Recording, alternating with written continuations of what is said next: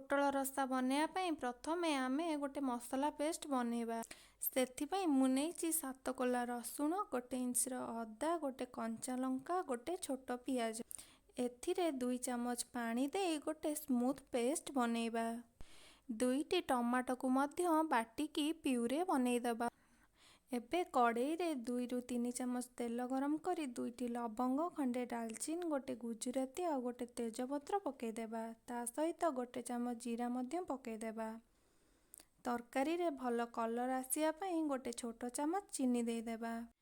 चीनी मेल्ट हो गले एथिरे गोटे मीडियम पियाज दे गोल्डन हेबा पर्यंत भाजिबा।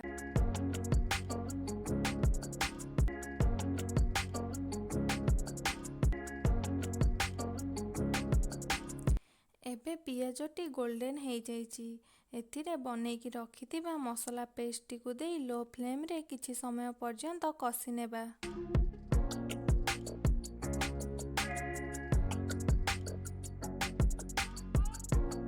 5 मिनिट कषिबा परे मसला रे अल्प किछि पानी देई स्वाद अनुसार लूण बा 1.5 चामच लूण गोटे चामच हलदी गुंड गोटे चामच लंका गुंड गोटे चामच धनिया गुंड और गोटे चामच करी पाउडर पकई 5 मिनिट कषिबा।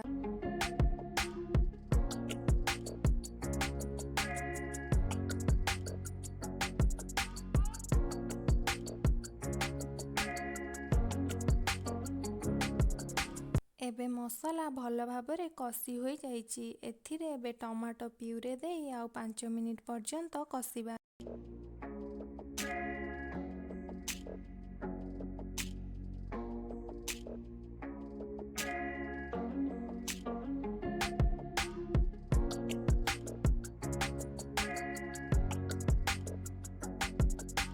एबे मसला रे छाणिकी रखिथिबा 250 ग्राम पोटल को दे भल भाबरे 5 मिनिट पर्यंत कषिबा।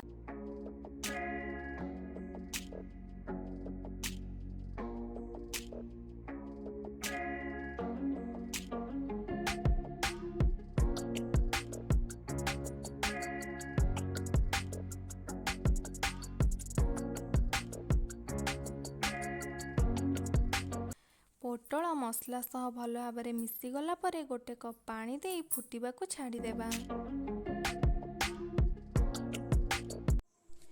एबे तरकारी को घोड़े 5 मिनिट सिझिबा को देबा।